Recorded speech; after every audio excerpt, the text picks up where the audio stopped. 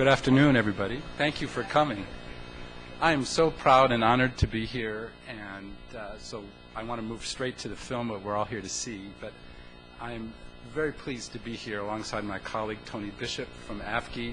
I'm Bob Silverman, the president of AFSA, American Foreign Service Association, and we're shortly going to introduce Matthew Asada just to preview and introduce the film. But first, a round of applause to Matthew, who organized this event, which is also on BNet.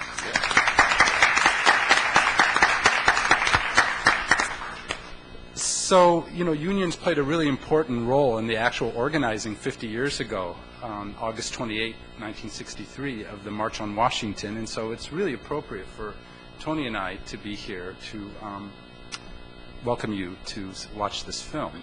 And I just want to remind everyone, the AFSA members among you probably already have received our email. I hope you opened it, but if you didn't, it's okay. That this 50th anniversary march is this Saturday at 8 a.m. It starts at the Lincoln Memorial and goes forward to the Washington Monument. And there's a great website on that if you want more information, nationalaction.org.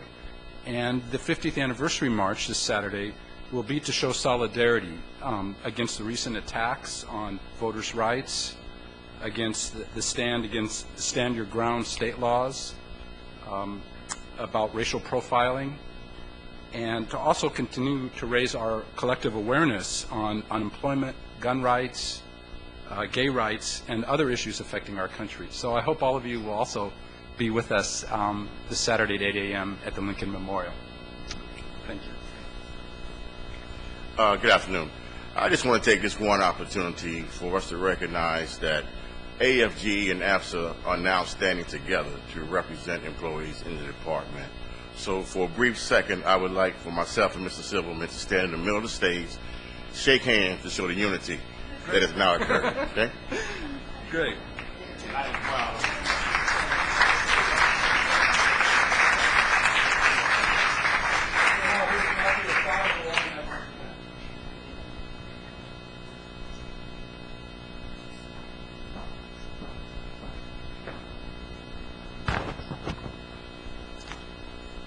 Well, again, thank you everyone for coming out this afternoon on this glorious day. My name is Matthew Asada. I'm the State Vice President at the American Foreign Service Association.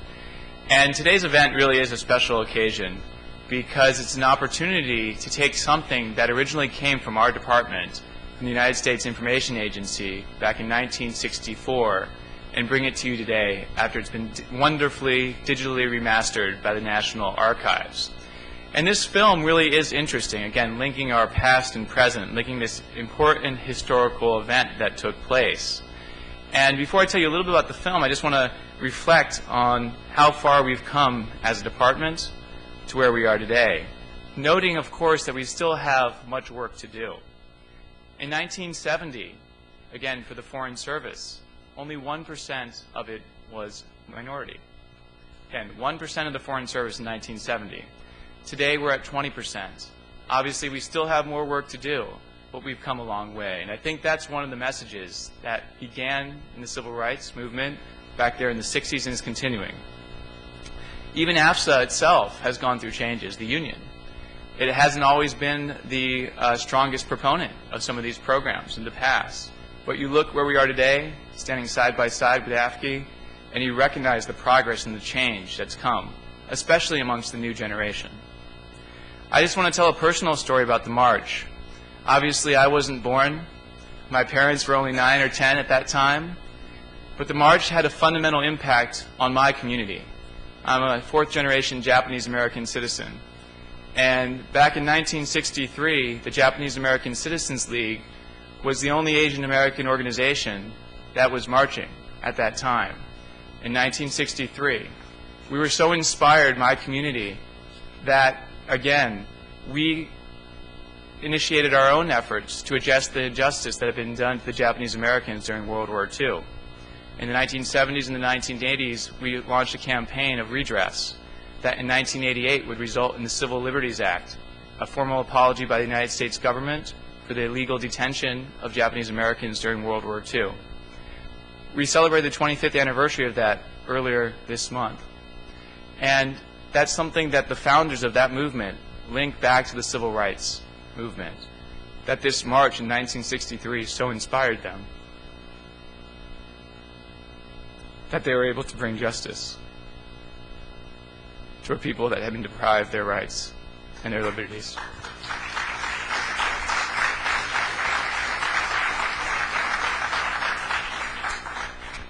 So today we continue that march and we continue that fight wherever there are those that have suffered injustice and continue to suffer injustice today. And we're so very proud of, again, of our efforts with AFGE and with others to move forward. So again, I encourage you to join us on Saturday at the march itself, 8 a.m. at the Lincoln Memorial. And now a little bit about the film. On August 10th, 1963, the United States Information Agency tasked Hearst Metrotone News with this documentary to portray the dramatic events of the August 28th demonstration as a living force in American democracy. Director James Blue used entirely original footage, and within 1 week was able to put this project together at a cost of $40,000 then, around $300,000 today. The film itself was actually controversial at the time, both domestically and overseas. Liberals protested the film was too conservative.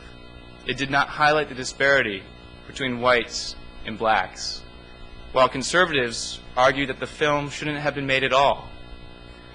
A telegram from the embassy in Jordan reads, "Team believes the march with the introduction, excellent film, but fails to provide sufficient background on U.S. civil rights problem for Jordanians who are uninterested in the issue."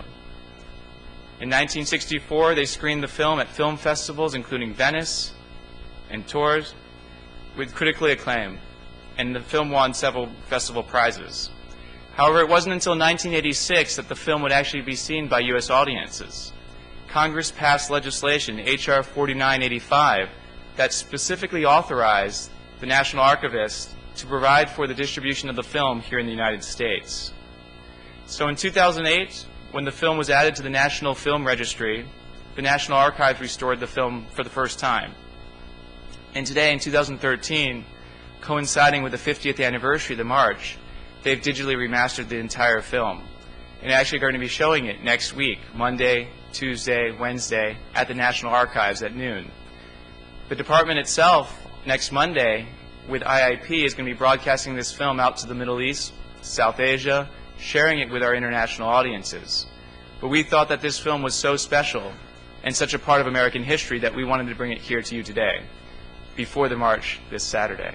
So again, with that, it's about a 33-minute film, 1964, originally produced by USIA, and shown to you today.